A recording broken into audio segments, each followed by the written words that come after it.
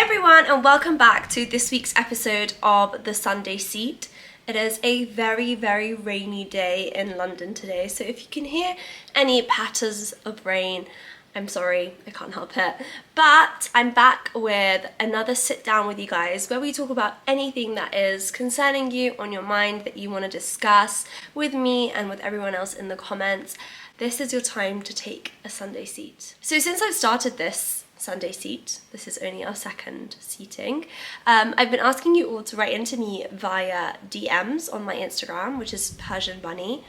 But I've now made an email account so that you guys can send in longer format, anything that you want to discuss in detail, friendships, girl problems, boy problems, career advice, energy, manifestation, anything really is the scope here. I'm happy to sit down and have a chat with you guys. So feel free to now use the email link on the screen if you want to write in, and obviously everyone will be kept anonymous. So the first person to write in to us this week has said, how do I stop fearing that I'm getting older and I may never find a partner?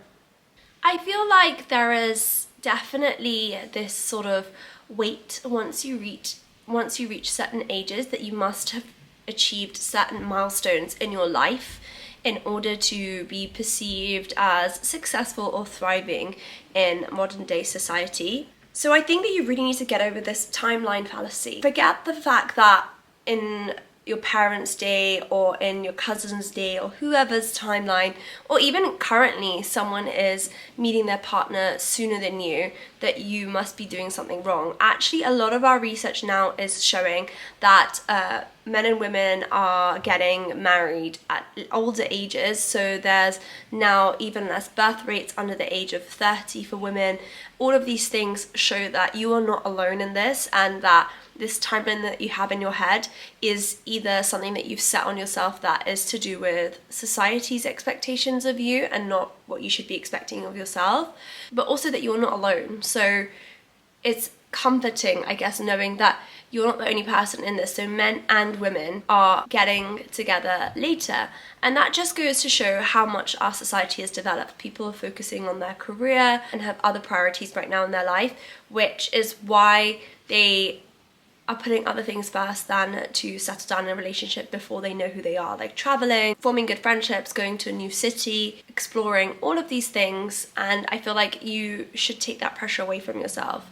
Another important thing to consider is to focus on quality connections rather than quantity.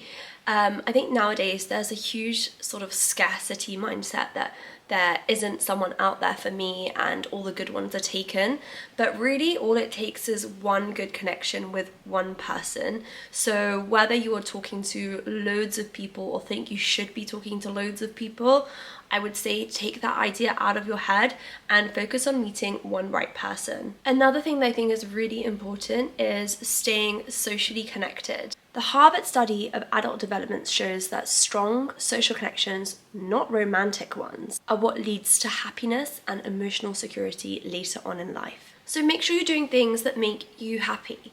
Some examples I can give for myself that I try and use is doing Pilates classes when I get the chance, horse riding when I get the chance, reading a book when I get the chance, traveling when I get a chance. Don't put a pressure on having to do everything all at once, or doing things because it's a trend, or doing things because your friends are doing it. See what you like that you actually enjoy. Like, you'll never catch me on a golf course or, I don't know, playing football. Never say never, but my point is I try and do things that I like and I enjoy because I know those will make me happy. But also at the same time, if you are doing things that you enjoy, you're more likely to meet someone in those places who will later on possibly lead to a connection or a relationship. Mo Gaudat, someone who I absolutely love, said in one of his podcasts about finding relationships, he said, if you are driving, for example, a Porsche 911, you're a Porsche 911 owner, and you want to sell your car or you want to meet other people with another Porsche 911, if you go on Auto Trader, there is going to be millions of cars on there. There is going to be Ford owners, there's going to be Bentley owners, there's going to be Mini Cooper owners, like there is all of these people. But if you go to a Porsche 911 convention, there are going to be all these other people like you who drive not only Porsches, but Porsche 911s. So it's all about where you situate yourself. And he says dating is the same. Yes, there is nearly 8 billion people on planet Earth. Almost half of them might be, depending on your sexuality, not the gender that you're pursuing. The other half of them won't be the right age. They're either too young or too old. Then geographically, you cut that down as well if you're not happy to move, etc. So all of these things will naturally sieve out people who aren't going to be the right person for you. And then it's all about placing yourself in the right place. So it's really important that you invest in becoming the person that you would want to date, because in these places and by doing these things and by situating yourself in all these right places, hopefully you will then meet someone who is right for you. But in the meantime, what is the rush? Fall in love with yourself first. As cheesy as that sounds, fall in love with yourself, be in love with yourself, be in love with your life. Another one of you loves has said, how do you remain confident after rejection, romantic or otherwise? The first thing I would say is it's all about your mindset. Rejection can be seen as feedback, not a failure, okay?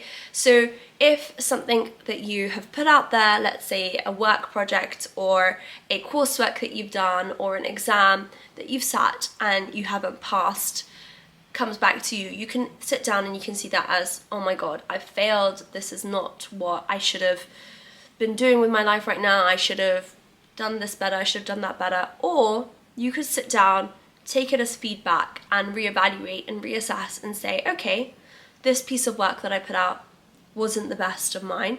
This is what I can do to improve it based on the feedback that I've got.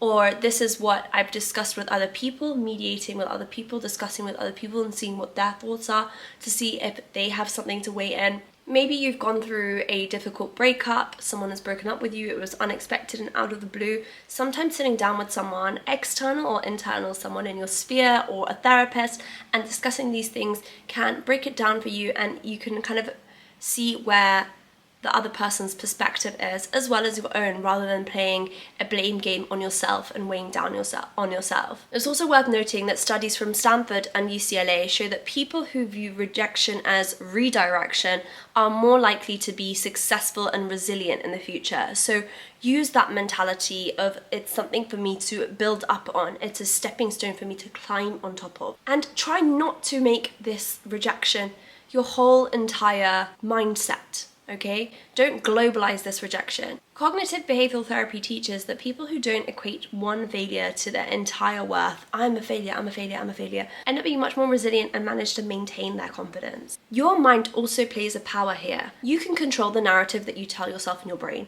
So you can tell yourself, oh my God, I messed up, I am not worthy, I failed this exam, I failed this year at university, I lost my job, I did X, Y, Z, therefore I'm worthless. Or you can tell yourself, I lost this job because there's something better for me out there.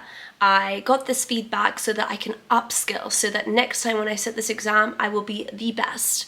In my next relationship, I will be with someone who understands me and I understand them, so we're on the same wavelength, so we have something that is forever rather than for a quick minute. Tell yourself in your brain who you are and what you're worthy of, and don't let one example or even a few bad examples be who you are as your whole entire personality. And reaffirm your worth through your actions, not through your thinking. Do things that you know you're good at and keep doing them over and over again, building up on those skills and reminding yourself what you are actually capable of. And then you can reapply that confidence in other places where you've lacked the motivation or the encouragement that you needed inside to be able to be good at them. And then last thing I want to leave you with on this topic is to remember that confidence isn't being able to avoid rejection. It's actually being able to keep going after you've been rejected, okay? We've all been rejected in something at some point in our lives. For a personal example again, because I love giving these to show that we all go through it, I was rejected from my first round of applying to medical school when I was 18.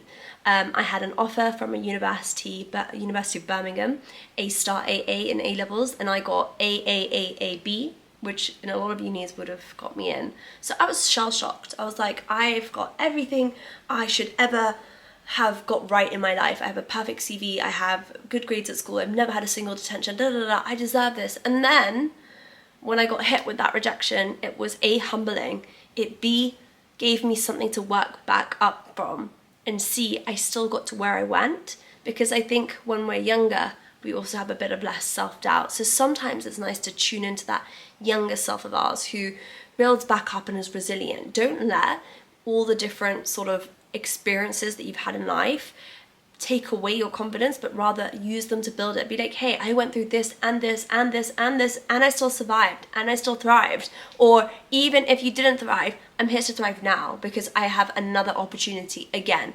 Every day you wake up is an opportunity. Every day that you're healthy, every day that you're able to use your mind, that you're using your phone right now to listen to me, or your laptop to listen to me, all of these things, you're using these experiences in your life to thrive, to build on yourself. So make sure you don't forget that. Gosh, it's thirsty work being me. And in case you're wondering, this is a soya latte with 1 sweetener, and it's from Philip Conticini, which is my local bakery. How cute are their cups, please?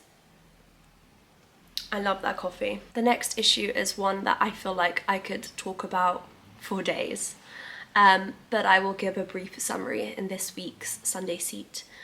One of you girlies has written to me, how do I get through a breakup? First of all, I'm really sorry. Breakups suck, particularly if it's your first one. I would say the first one's the hardest, and after that, they get easier. Not because you feel less, but because you know the steps of getting through a breakup better. So here I am to talk you through it. First rule with me is 0 contact. If you actually want to get through a breakup, you should know, and my sister Sina actually told me this. She was like, once you've broken up once, it's very, very, very unlikely that you will get back together again and it will go on to be a healthy relationship. So anytime that you continue to make contact, you're just prolonging that hurt. So cut that person off. If they are constantly messaging you, you can politely ask them to stop. I would say unfollow them from social media, because when you are looking back at what they are doing, or you're looking back at old memories or back at old photos or anything that they have on their social media, you're essentially looking back, you're not looking forward, and you're just reliving that pain. And just because you are cutting them off like that doesn't mean you have to do it disrespectfully. If you have a good relationship, you can say, hey, I hope you can appreciate, I find it hard to have you on social media, so I'm just going to unfollow you for my own personal sake, but I wish you all the best. Obviously, if you're not on good terms, then you could just do you and you don't need to explain yourself to anyone. But I would say definitely ask for no contact, and if they don't respect it, then block them, because you've asked politely once, you've given someone a chance once, and then you need to focus on you and make yourself a priority. The second thing is I would say feel the heartbreak. Like, just because I've told you to block this person so that you don't see the memories doesn't mean that you're gonna then suddenly sit down every day and not think of them. It's natural. Your brain is wired in a way where you will always look back at things and remember the highlight reel, especially after a breakup, after any sort of death or loss. It's scientifically proven that your brain looks back at things and has almost like a highlight reel where it sometimes blocks out the trauma and the hard times. So remember that and remind yourself that your brain is only showing you the good times, and sometimes you need to remind yourself of the hard times too when you're feeling this heartbreak. But it's okay to sit down and feel those emotions, provided it's not for too long. And I think I could sit here and tell you 6 weeks is enough, 3 weeks is enough, etc. But everyone has a different length of a wallow period. But I think so long as it's not starting to get into interfering with your day-to-day activities after about a month and a bit, then you've allowed yourself a good grievance period, because this is a real loss. This is someone who you thought you would build a future with, you had a life with, or you've been through some experiences with. So it's natural for you to want to grieve this loss, and suppressing that pain will just delay you having your healing internally. You might want to discuss your feelings by either talking about them, writing them down, speaking with a professional like a therapist. All of these things are completely natural and a good thing to do, so that you can run through over and over as many times as you need any different scenarios of what you think could help you to understand your breakup so that you can move on from it. Now, after breakups, a lot of us have anxiety, we are stressed, and we constantly feel on edge. I would say personally, I used to like get waves of anxiety at like the most random times. It would be when I'm sat in a university class, or when I was on the tube, or whenever. So you need to have some things that are your comfort and your stress release. So one of the main things that really helps is breath work, meditation, Pilates or yoga, any of these sort of exercises, of which if you can't go to a gym, you can find on YouTube and is completely free for you to access, will help to regulate your nervous system. And all of these things will help to calm you down and clear your mind in a moment where there is a rush of adrenaline and feelings and emotion. The next thing is sleep hygiene, making sure that you go to bed at a good time and waking up at a good time too. So if you spend all day in bed and then you can't sleep all night, that's not going to help you. It's important to get up early in the morning, maybe go out for a walk outdoors and connect with nature, breathe some fresh air, play with a pet, play with a loved one. That sounded really weird. I meant like hang out with a loved one, or walk with your dog, anything that will sort of get you out there. And then in the evening, it's important to have a wind down routine where you can sit down, maybe read a book, lose yourself from that overthinking mentality and mindset that I know is so natural to fall into. One of my things whenever I have a lot of stress or anxiety is I have a few comfort shows that I love to go back to. One of them is Modern Family. I really enjoy that. Bob's Burgers. Again, I really enjoy that. Anything where when you watch it, that is all you're focusing on. Friends, a lot of you girlies and boys will know that Friends is a really classic one for you to just watch, have a good laugh and be in a good mood.